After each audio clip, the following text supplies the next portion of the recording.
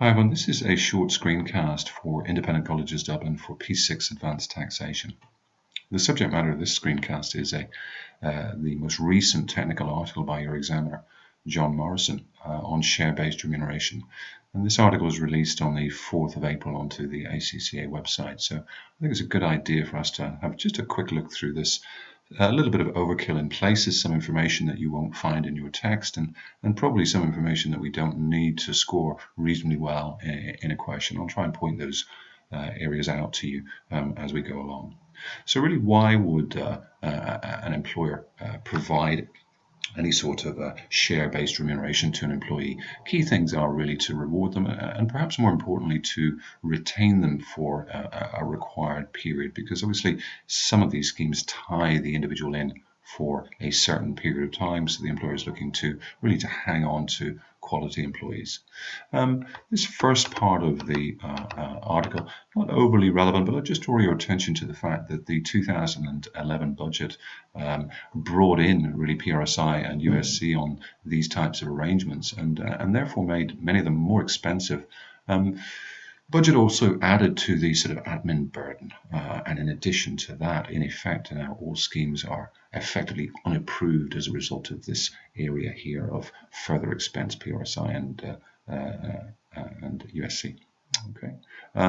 In relation to the examples, which I'm going to ask you to do yourselves, just draw your attention to the fact that there's an assumption that all the individuals concerned are paying tax at the higher rate and they've used their CGT AE amount. Okay, so four main types to look through. First one being just ordinary share awards. So you might say, well, what are ordinary share awards?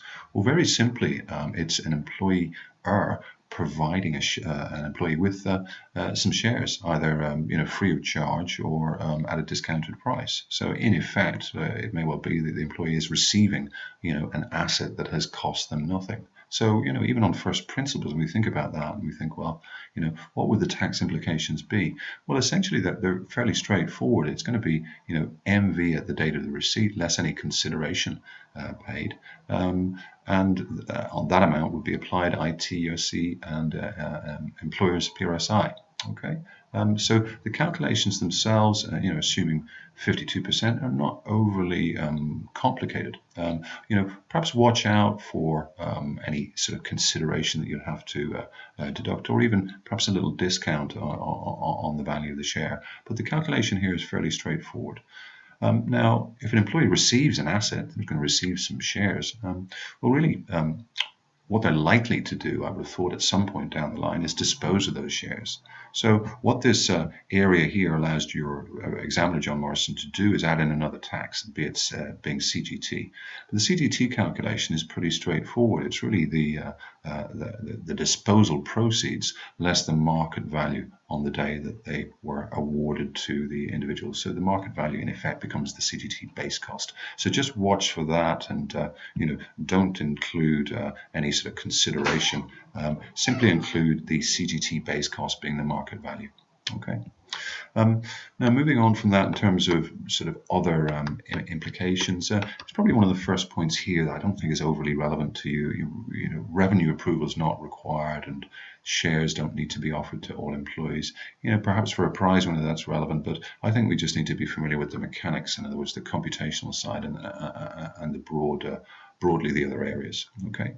Now, in terms of the this notional pay that's created when the shares are awarded, the tax needs to be accounted for through the PAYE system, obviously except for CGT, which would be dealt with personally by the individual. And you'll appreciate in this area, he made a sort of a thing of explaining this. It's interesting that he's done that. Really what he's saying here is that given that the asset is a share, it's not the pay isn't cash, potentially the employer has a sort of a cash flow issue because he's got to find that IT and PRSI, etc., really from the employee. So really what's going to happen is that a deduction needs to be made from the share value in some way from the employee to fund the tax that's due and the PRSI that's due. So, perhaps mention that if this area does come up, it does provide a potential cash flow problem for the employer and indeed the employee, I guess, if the individual employer is not prepared to simply deduct from the value of the shares, the employee will be forced to sell the shares in effect. Okay. Draw your attention to this area here. None of the 4 schemes that we cover within this article, this technical article, are subject to employers' NI. So it's a nice point to make here. Obviously, that makes the award of shares more advantageous in cash terms than other benefits in kind. So just watch for that. Okay, tax is due in the month following. Okay, this example here, I'm going to leave you to work through that. The numbers are fairly straightforward. You'll notice that there's an IT impact at the award, and then CGT, just a simple 3-liner. Proceeds less MV at the date of the award. Okay. Now, Klog arrangements work in a slightly different way, and what are they? Well, essentially, all they are is the employer saying to the employee that there's a restriction of some kind on the disposal of those shares, and those shares that have been awarded to you on a free or perhaps discounted basis. There's a restriction in terms of the period of disposal. So what the revenue do in this case is that they allow the individual a reduction in the taxable value.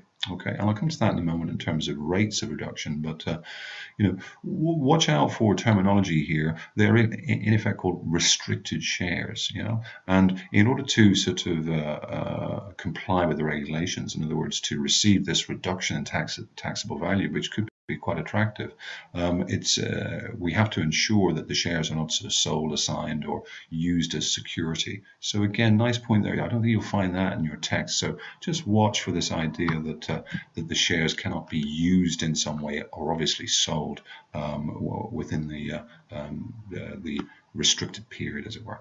Okay. Now, in terms of the sort of rates of reduction, obviously the longer the clog period, the greater the reduction in value. You'll see a sort of a table here. In terms of remembering this, I guess just equate sort of 10 years to, 10% to 1 year. Okay, and then over 5 years is going to be 60%. So what we'll be looking to do is just to apply the percentage to the value of the shares subject to the number of years of the restriction. So just watch out for shares that are restricted or the disposal date is restricted in some way. Okay. In terms of the implications for the employee, same as above, so same as part 1 in terms of the calculations of the notional pay, as it were, and obviously CGT again in the normal way. Okay. For the employer, same impact, no changes there. Just a form there, which again you won't see listed in your text, a reporting form in RSS1. I'm not sure whether or not that's sort of overly relevant in terms of an answer. A little bit of overkill there, I suspect. Okay, and obviously penalties for the return. Or failure to make the return or it containing some sort of false information. Quick example there for you to look at, nothing too complicated at all, just a 30% reduction on the taxable value. Okay. Next area here is just this area of unapproved share option schemes. Okay. I'll just draw your attention to the definition. It'd be nice to put that into an answer if we got a chance to. Just a definition of a share option, just an option to purchase shares at a future date at a fixed price. Simple as that. Why would you do it? As we said above, we were talking about sort of retaining and rewarding, and certainly, the individual getting the opportunity to share in the growth of the company. So profitability and growth are things that we perhaps would want to mention if this type of thing comes up. Okay. Now, as I've said up above, the FA 2011 in effect changed things dramatically, so that in effect all schemes are unapproved, but these schemes are still quite flexible, as the article says, in terms of the implications for the employee. In terms of stages, I guess, in this area, we've got someone who's going to have some sort of option granted to them, and then at some later date they're going to possibly exercise that option, and then perhaps at a later date again they may well sell the shares. So not dissimilar to what we discussed above, but I just draw your attention to this area of the grant, in other words, the grant stage. So that's the first stage. But basically no tax implications whatsoever at that grant stage, unless the options are capable of being exercised more than 7 years after they're granted, and he refers to that as a long option. Okay, I'll come back to that in a moment. Now, in terms of the exercise of the share option, really what we're looking at that point is, for IT purposes and indeed PRSI and USC, is really just the difference between, the market value at the date of exercise and the exercise price, or the option price. So again, we're trying to come up with some sort of value to be included in the tax calculation or income tax calculation for the individual. And really it's the difference between those two things. Okay. Now, I'll draw your attention to this here. Again, probably not in the text. It's a sort of a special system, a special SA system dealing with share options, called the RTSO, and that tax must be paid by the employee within 30 days. So not the PAYE system as above, but a special system dealing with share options only. Okay. Now, in terms of the sale proceeds, I'm not sure if there's a sort of terminology issue here, but just he's talking here about the how CGT is calculated, and he said sale proceeds, or the difference between the sale proceeds and the base cost and exercise value. I would change that perhaps to the MV at exercise. It's certainly not the exercise price, or indeed, for me anyway, the exercise value. So just bear in mind that obviously we've taxed this element above here. We've taxed, we've made subject to tax the difference between the market value at exercise, the MV at exercise, and the option price. Okay, so that's in effect been taxed up to the value of the market value.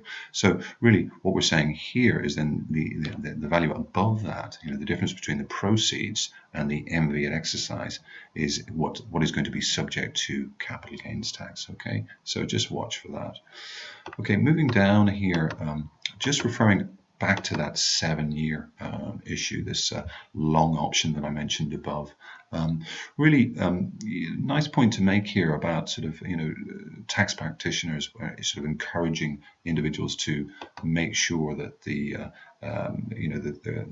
7-year rule isn't breached, as it were. In other words, that there's not more than 7 years between sort of grant and exercise, otherwise there's a potential problem. So perhaps make the exercise period less than 7 years so that you don't get clobbered for tax at the outset. Okay. Bear in mind that if you did get clobbered at the outset, in other words at grant, then that tax would be deductible for any tax at a later date, or tax at exercise. Okay. So implications for the employer and employee here. In fact, in this case, because of that special system that I mentioned above, the sort of tax impact rests with the employee to pay. So again, I would say that the employee here probably has a potential cash flow issue, because he's got paper in effect, or share certificates, and he or she has got to come up with the tax payment within 30 days. So that creates a cash flow problem in itself, and it may well be that he or she has to dispose of some shares in order to be able to pay the tax due. Bear in mind that the amounts in these cases could be quite significant. So we're not talking about perhaps a couple of £1,000. We could be talking about tens of thousands of pounds, or even more. Okay, so certainly a potential cash flow problem there. Okay, no PRSI on these, as I've mentioned above, or indeed across the board. An example there for you to have a look at. I want to keep this screencast short so that you'll use it. So I'll keep the spiel down to a minimum. Okay, so but do have a quick work through the examples. They're not overly complicated. Okay, so on to the last the final two schemes, the APSS, and really what we're talking about here is really the sort of conversion of a profit sharing bonus in some way into shares.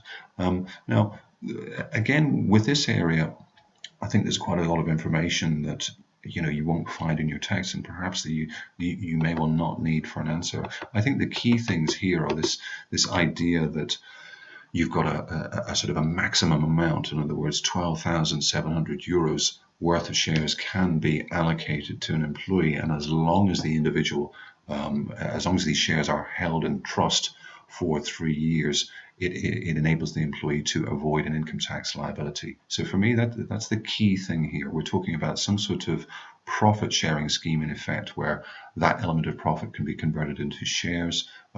The shares need to be held for 3 years in order to avoid any liability.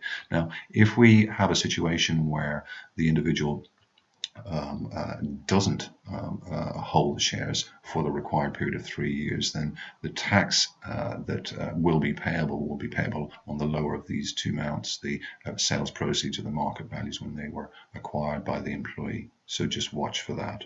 Okay.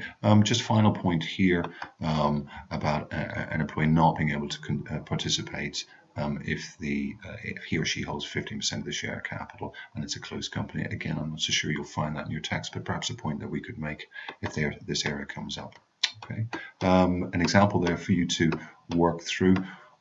Final scheme is SAYE. Now, this is probably one of the more simple schemes. They've split it into sort of two stages here. Really, in the first stage is that the employee simply agrees to pay some sort of fixed monthly sum out of their net pay, subject to a maximum of 500. So the employee is simply making a payment into a scheme, as it were. In effect, it's a bank account, but like a deposit account. And the return on that payment, leaving aside the share impact, is tax-free from the employee's perspective. In other words, it's not subject to DIRT, etc. Okay. Now, in terms of the savings period, the employee can choose, 3, 5, or 7. Okay, so it could well be as simple as the employee agreeing to save a fixed amount, perhaps £400 per month, and that would be deducted from their net pay. And then at the end of 3 years or perhaps 5 years, it simply encashes it and takes any sort of uplift in terms of interest tax-free. Okay, but in effect, subject to that, there's an option built in for the individual to buy shares based on the amount that they save. Now, at the end of this savings period, so in effect, they can use the proceeds to buy shares covered by the option, or they can just simply take the lump sum, as I said, or they can continue to invest. So make sure you have a grip on what their options are. Make sure that you can quote the basic elements here, up to 500, net pay 3, 5, or 7 years. Okay. In terms of other points for the individual employee, certainly no income tax at grant. There is a charge to USC and employers SI when the option is exercised. Okay, so watch for that. No tax, but USC and employee PRSI. In addition, obviously, CGT may be relevant in respect of the disposal proceeds and the option price. Okay, so similar to what we've seen above. Okay. In terms of further detail here, before we see the sort of example, I guess the only point here is that the scheme must be available to all employees who've been employed for a minimum of 3 years. Okay, and the last point is really just a quick example for you. Again, it's not too complicated, so I'd encourage you just to work through those. They won't take you long. Okay. Now, in terms of the inclusion, or sorry, the conclusion that he makes, well, really, I think the point that he makes here is that schemes are still attractive despite the changes in legislation. Note that all of the schemes are exempt from employers' PRSI, so that would be seen as as I said earlier on, an advantage perhaps over other methods of remuneration, BIKs, etc. Okay, particularly APSS and SAY schemes, certainly some key tax advantages for them, and indeed for all employees, as long as they're prepared to sort of accept time restrictions, etc. Okay, so hopefully that's been helpful to you. And good luck with your exams, and hopefully this article will show. Cheers.